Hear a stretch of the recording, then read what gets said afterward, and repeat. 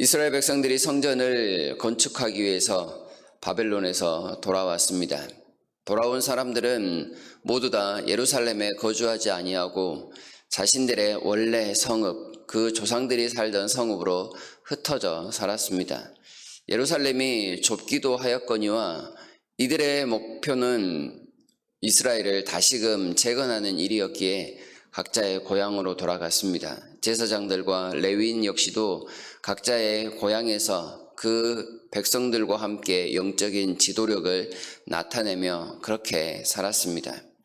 그들이 돌아온 해 7월이 되자 그들은 누가 부르지 않았지만 모두가 예루살렘에 모였습니다. 1절이 말하고 있는 내용, 일제히 예루살렘에 모였다 했을 때 이 일제히는 한 사람같이 행동했다라는 의미입니다.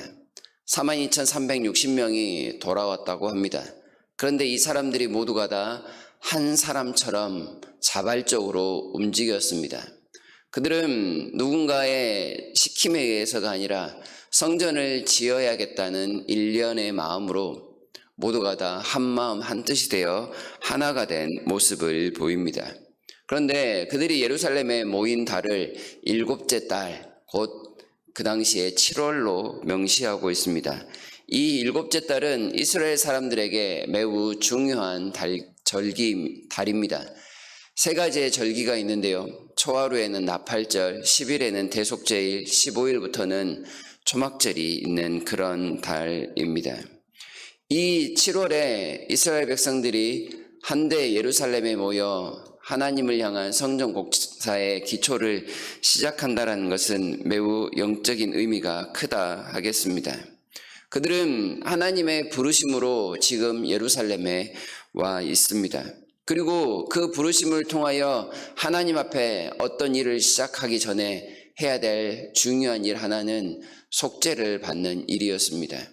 하나님께 은혜를 입지 않고서는 어떠한 것도 행할 수 없다라는 그 사실을 다시금 확인하는 것입니다. 죄인일 수밖에 없는 그들 스스로 자신을 돌아보면서 하나님께서 자신을 불러 사용하심에 대한 깊은 감사와 찬양의 고백을 먼저 하고 있는 것이지요. 그리고 나아가 초막절을 지키게 됩니다.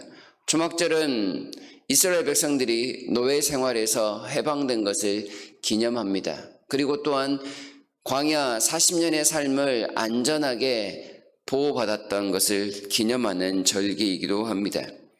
이 절기를 지켰다는 것은 이스라엘 백성들이 애굽에 종속된 삶을 하나님께서 해방시키신 것처럼 바벨론에 종속된 삶을 해방시키셨다라는 의미가 됩니다. 또한 광야에서 보호하신 것처럼 광야와 같은 이스라엘을 재건하는 그 모든 상황에 하나님께서 함께 하시면 그들이 형통할 수 있다라는 그런 믿음의 고백이기도 합니다. 이들은 무너진 성전을 다시금 짓는 것과 동시에 그 사회를 회복하는 데 앞장서는 사람들입니다. 모든 것을 새롭게 시작하는 시점에서 그들은 가장 중요한 것이 무엇임을 확인합니다. 하나님을 향한 그들 스스로의 죄인됨을 고백하는 것이었으며 하나님이 도와주시지 않고서는 결코 이 모든 일을 감당할 수 없다라는 삶의 고백이었던 것입니다. 그들이 모든 것을 시작하는 현장에서 물자가 부족하고 사람이 부족한 것은 너무나도 당연한 일이었습니다. 그러나 현재 가장 필요한 것은 그러한 풍성한 물자와 사람이 아니었습니다. 이스라엘 백성들이 포로로 잡혀갈 수밖에 없었던 이유, 하나님을 멀리하고 하나님께 감사하지 아니하고 스스로 죄인됨을 고백하지 아니하였던 그 사실, 그 과오를 다시금 반복하지 않는 것입니다. 하나님을 예배한다라는 것은 요식행위가 아니라 그들에게 삶이었고 또한 생존을 위한 가장 중요한 일이었다라는 것을 모두가 다 한 사람처럼 깊이 공감하고 있었음을 알 수 있습니다. 이들은 한 사람처럼 행동하면서 가장 먼저 하나님의 제단을 쌓습니다.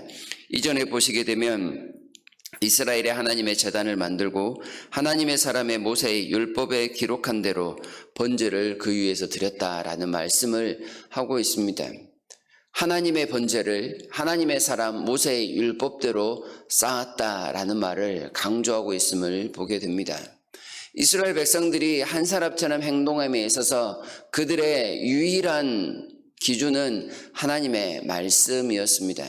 폐허가 된 예루살렘 성전의 제단을 다시금 정비하여 그곳에 말씀에 준수한 채 제단을 쌓았습니다. 그들이 다시금 시작하는 입장에서 하나님의 제단을, 하나님의 율법을 강조하는 것은 무엇보다도 중요한 일입니다. 순종이 제사보다 낫다던 그 하나님의 말씀과 같이 이들에게 가장 중요한 일은 말씀에 대한 순종입니다. 왜 포로로 잡혀갔습니까? 하나님의 율법을 준수하지 않았기 때문입니다. 하나님의 율법을 어기고 하나님의 제단이 아닌 곳에서 하나님을 예배하려 하였기 때문입니다. 하나님이 아닌 것들을 예배하면서도 하나님을 예배한다라는 착각 속에 살았기에 그들이 포로로 잡혀가는 치욕을 경험하였습니다. 그러니 이제 그들에게 가장 중요한 것, 그것은 하나님의 율법대로 모든 것을 하나님의 말씀에 따라 하나하나 행동해 나아가는 것, 그것입니다. 그들은 이렇게 쌓은 제단에서 6절을 보시게 되면 이 7월 초하루부터 제단에서 번제를 드리기를 시작하였다라고 말씀을 합니다. 이 당시에 성전의 지대는 아직 놓지 못한 상태였습니다. 성전은 아직 시작도 못한 상황이지만 이미 먼저 제단을 쌓고 하나님을 향한 예배를 시작하였다라는 말입니다. 실제로 이 성전은 이때로부터 20년이 지나서야 완공되는 그런 역사를 경험합니다. 그러나 이들은 잃어버렸던 예배를 회복하기 시작합니다. 이들이 돌아온 목표가 성전을 건축하는 일이었지만 그 일에 대한 궁극적인 목표는 예배를 회복하는 일이었습니다.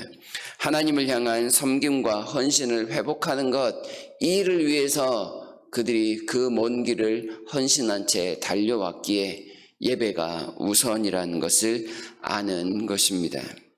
성전이 없어도 하나님을 예배할 수 있습니다. 성전이 없어도 하나님을 온전히 말씀에 따라 예배할 수 있음을 그들이 지금 보여주고 있는 것입니다.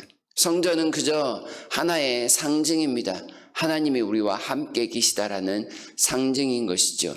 성전보다 더 중요한 것은 살아계신 하나님을 예배하는 것입니다. 우리가 교회당이 없다고 해서 예배를 못 드리는 것은 아니지 않습니까? 동일한 일인 것입니다. 성전의 지대는 놓지 못한 상태이지만 그들은 하나님을 향해 철저히 율법의 말씀에 따라 예배를 드리고 있습니다. 3절을 보시게 되면 분명히 그 주변에는 이스라엘 사람들을 대적하는 사람들이 있었습니다. 그들의 성전 공사를 방해하는 아주 큰 움직임들이 나타나고 있었습니다. 그러한 두려운 상황에도 불구하고 이들은 말씀에 따라 예배 드리기를 쉬지 않았다라고 고백하고 있습니다. 가장 중요한 것은 하나님을 향한 섬김이며 하나님을 향한 경배입니다. 건물을 짓는 것, 그들이 어떠한 행위를 하는 것이 중요한 것이 아니라 초막절을 지킨 것 같이 살아계신 하나님만이 우리의 형통의 근원입니다. 하나님만이 복의 근원입니다 라고 고백하며 그 하나님을 의지하는 것, 그것이 이스라엘 백성들의 정체성이며 그것이 그들이 해야 할 가장 중요한 일이었습니다. 지금 이스라엘 백성들은 그 부르심에 합당한 일들을 행하고 있다 말해도 틀리지 않은 일들입니다. 하나님께서 오늘 우리를 이곳 가운데로 부르심은 하나님을 경배하기 위함입니다. 하나님께서 우리를 불러서 우리의 삶의 현장에 놓아두신 것은 그곳에서 하나님을 예배하며 살아가기 위함입니다. 우리의 삶에 부족함이 있고 연약함이 있고 하나님 앞에 넘어지는 그런 안타까움들이 있다 할지라도 그 상황에서 하나님을 온전히 신뢰하고 회개하고 다시금 하나님을 붙드시는 것이 오늘 우리를 부르신 목적이라는 삶을 분명히 확인해야 할 것입니다.